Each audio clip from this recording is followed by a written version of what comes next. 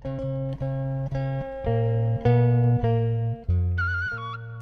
tanah ini, sebuah janji sedang dibangun di atas tumpukan beton dan utang. Tapi di tanah yang sama, sebuah monumen kegagalan senilai triliunan rupiah sedang menatap kita dalam diam. Rebana Metropolitan, ambisi terbesar dalam sejarah Jawa Barat. Mereka menjanjikan surga industri dan jutaan pekerjaan. Namun, sejarah mencatat, ambisi tanpa presisi hanya akan melahirkan kota hantu yang megah. Ini bukan sekadar proyek infrastruktur. Ini adalah pertaruhan terakhir marwah Pasundan. Apakah kita sedang membangun masa depan atau sedang menggali liang lahat untuk ekosistem kita sendiri? Selamat datang di Anatomi Mega Proyek paling beresiko di Indonesia.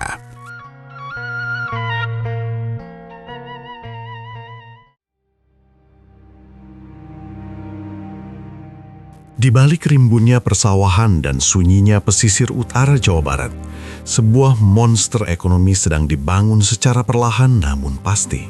Ini bukan sekedar pembangunan pabrik biasa. Ini adalah Rebana Metropolitan, sebuah mega proyek ambisius seluas 43.000 hektar yang dirancang untuk menjadi Singapuranya Indonesia. Namun, pertanyaannya, apakah ini akan menjadi mesin kemakmuran bagi rakyat? Atau justru sebuah proyek mercusuar yang akan menelan ekosistem dan meminggirkan warga lokal? Mari kita bedah anatominya secara jujur.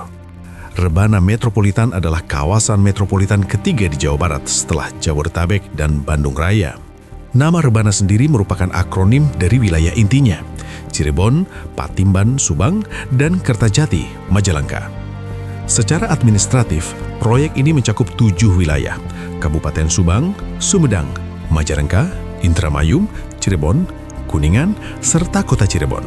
Tujuannya satu, menciptakan pusat pertumbuhan ekonomi baru yang terintegrasi penuh. Rancangan dan perencanaan Rebana tidak main-main. Pemerintah Provinsi Jawa Barat telah menyusun master plan yang membagi kawasan ini menjadi 13 kawasan peruntukan industri atau KPI. Fokusnya bukan lagi sekedar manufaktur murah, melainkan industri bernilai tambah tinggi mulai dari otomotif, elektronik, hingga logistik internasional. Visi strategisnya adalah menghubungkan pelabuhan laut terdalam dengan bandara internasional dalam satu ekosistem tanpa hambatan. Detail kawasannya sangat masif. Di Majalengka, kita memiliki Kertajati sebagai pusat kedirgantaraan, yang pada faktanya saja bandaranya sangat sepi dan menjadi objek piknik dan rekreasi warga setempat. Di Subang, Patimban menjadi jantung maritim, sementara Cirebon tetap diposisikan sebagai pusat jasa dan perdagangan. Wilayah penyangga seperti Sumedang dan Kuningan berperan menyediakan sumber daya dan daya dukung lingkungan. Ini adalah upaya untuk menyebar beban ekonomi yang selama ini menumpuk di Bekasi dan Karawang agar bergeser ke arah timur. Bicara soal infrastruktur, ini adalah tulang punggung Rebana. Proyek ini sangat bergantung pada Pelabuhan Internasional Patimban yang dirancang menyaingi Tanjung Priok dan Bandara Internasional Jawa Barat atau BIJP Kertajati. Untuk menghubungkannya, jaringan jalan tol seperti Tol Cipali, Tol Sisumdabu hingga rencana tol akses Patimban sedang dikebut. Tanpa konektivitas ini, Rebana hanyalah sebidang tanah luas yang tidak memiliki arti ekonomi. Mari kita buka datanya. Dana yang dibutuhkan untuk membangun infrastruktur pendukung di Rebana diperkirakan mencapai 234,59 triliun rupiah. Angka ini bukan uang receh. Dari mana asalnya? Tidak mungkin hanya dari APBN atau APBD. Strategi utamanya adalah skema KPBU, kerjasama pemerintah dan badan usaha, serta menarik investasi asing langsung atau FDI. Pemerintah harus menjual mimpi ini kepada investor global agar mereka mau menanamkan modal di tengah ketidakpastian ekonomi dunia. Potensi investor yang dibidik sangat spesifik.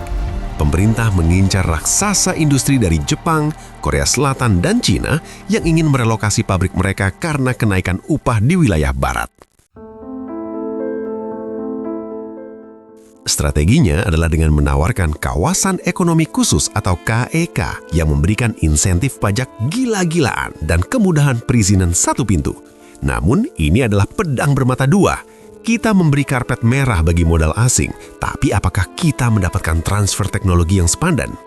Pro dan kontra dalam perencanaan pembangunan ini sangat tajam.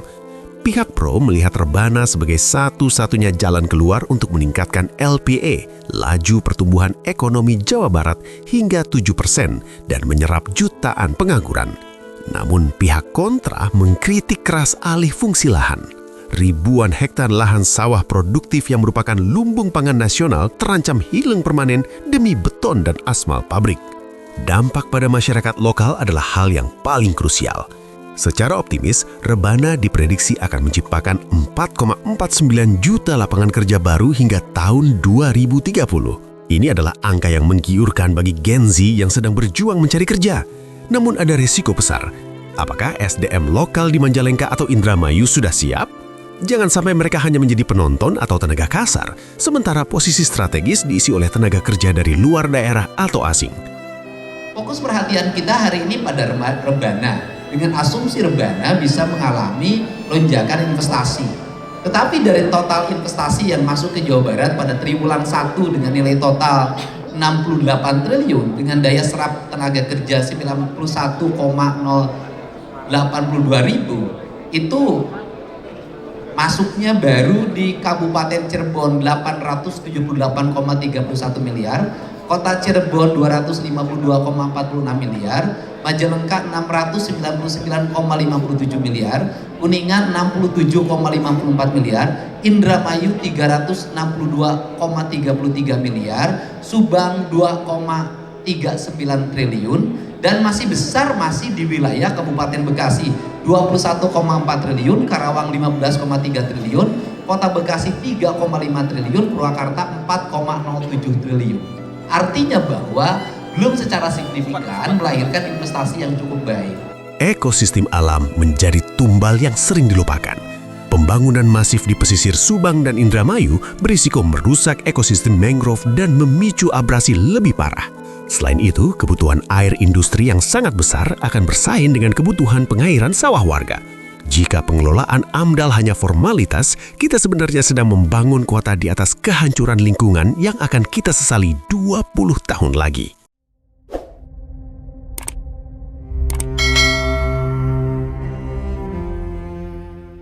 Langkah Gubernur Jawa Barat mulai dari era Ridwan Kamil hingga Bapak Deddy Mulyadi sangat agresif dalam mempromosikan Rebana. Mereka membentuk Badan Pengelola Kawasan Rebana untuk memastikan koordinasi antar 7 kabupaten kota berjalan sinkron. Gubernur dan jajarannya secara aktif melakukan roadshow internasional untuk menjaring investor. Ini adalah langkah diplomatik ekonomi yang diperlukan untuk meyakinkan dunia bahwa Jawa Barat adalah tempat terbaik untuk berinvestasi.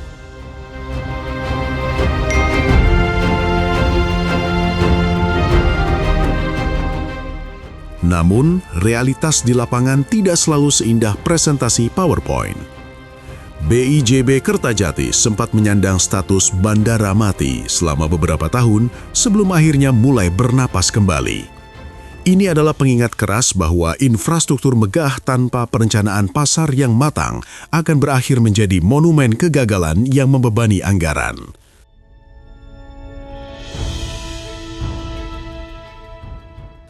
Rebana harus belajar dari kesalahan Kertajati agar tidak menjadi kota hantu industri. Krisis air bersih adalah ancaman nyata bagi Rebana. Industri manufaktur membutuhkan jutaan liter air per hari.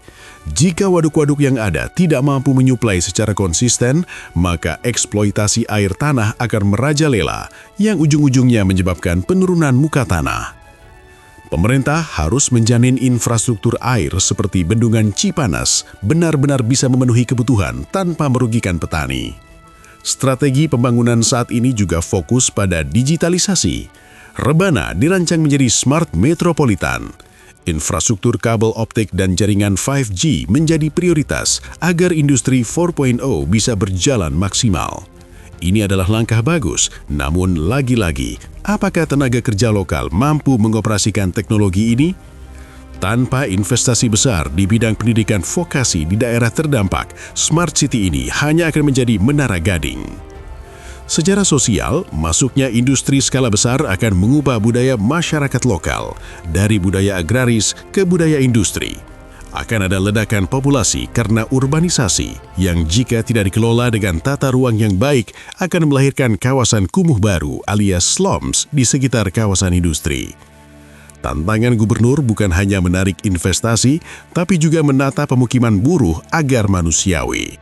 Dunia kerja di Rebana akan sangat kompetitif.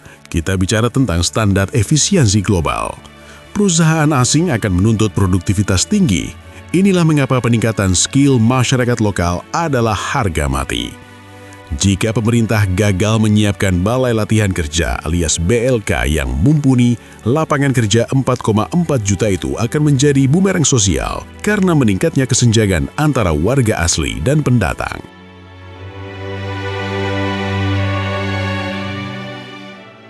Investasi infrastruktur jalan tol memang progresif, namun jangan lupakan jalur kereta api logistik. Transportasi barang melalui kereta api jauh lebih efisien dan ramah lingkungan daripada truk kontainer yang merusak jalan raya. Integrasi Pelabuhan Patimban dengan jalur kereta api Pantai Utara atau Pantura harus segera direalisasikan agar beban jalan nasional tidak overload. Dalam hal ini, kita harus melihat sisi kemanusiaan para petani yang tanahnya dibebaskan. Banyak dari mereka yang mendadak kaya karena uang ganti rugi, namun kehilangan keahlian utama mereka. Jika tidak ada edukasi literasi keuangan, uang miliaran itu akan habis untuk konsumsi jangka pendek, meninggalkan mereka tanpa pekerjaan dan tanpa lahan di masa depan. Ini adalah tragedi sosial yang sering terulang di proyek nasional. Potensi pajak dan pendapatan asli daerah atau PAD dari Rebana memang sangat besar. Ini bisa digunakan untuk membangun sekolah dan rumah sakit gratis di Jawa Barat. Namun, transparansi anggaran dan pengawasan dari jajaran staf gubernur harus diperketat.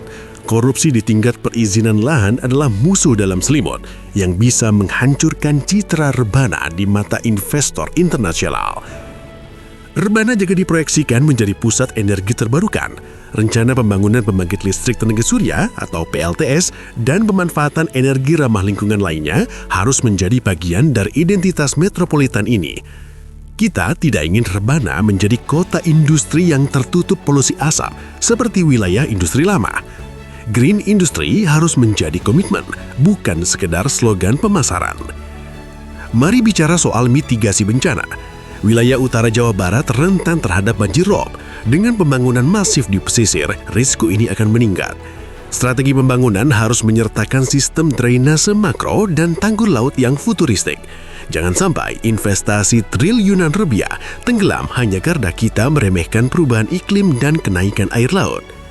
Sejarah akan mencatat apakah Gubernur Jawa Barat saat ini berhasil melakukan kick-off yang sempurna untuk Rebana. Tantangan koordinasi antar bupati adalah hal yang sulit. Ego sektoral daerah seringkali menjadi penghambat pembangunan terintegrasi. Gubernur harus bertindak sebagai dirijen yang tegas agar ketujuh wilayah ini bergerak dalam harmoni, bukan saling bersaing memperebutkan investor. Realitas ekonomi saat ini menunjukkan bahwa investor mulai mencari lokasi alternatif selain Vietnam dan Thailand. Rebana memiliki keunggulan kompetitif berupa upah minimum yang masih bersaing dibandingkan Bekasi, namun dengan infrastruktur yang lebih modern. Jika kita bisa menjaga stabilitas sosial dan keamanan, maka Rebana akan benar-benar menjadi magnet uang baru di Asia Tenggara. Namun, keberhasilan ekonomi tidak boleh diukur dari angka pertumbuhan semata. Jika angka kemiskinan di Subang dan Majalengka tidak turun secara drastis setelah Rebana berdiri, maka proyek ini gagal secara moral. Pembangunan harus inklusif. UMKM lokal harus diberikan ruang di dalam ekosistem industri, bukan hanya dijadikan pelengkap di pinggir jalan. Kesimpulannya, Rebana Metropolitan adalah sebuah eksperimen besar. Ini adalah pertaruhan antara ambisi kemajuan dan pelestarian alam serta keadilan sosial.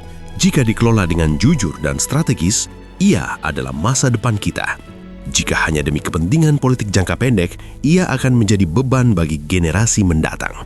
Menurut kalian, apakah proyek Rebana ini benar-benar solusi untuk pengangguran atau justru awal dari kehancuran lahan pangan kita? Jadi, bagaimana pendapat kamu? Coba tulis pendapat jujur kamu di kolom komentar. Gabung sekarang jadi bagian dari Deep Mindset Membership. Ini bukan sekedar langganan, ini tiket kamu buat masuk ke lingkaran orang-orang yang berani mikir beda. Dukung kita buat terus nyuarain kebenaran yang sering ditutup-tutupi.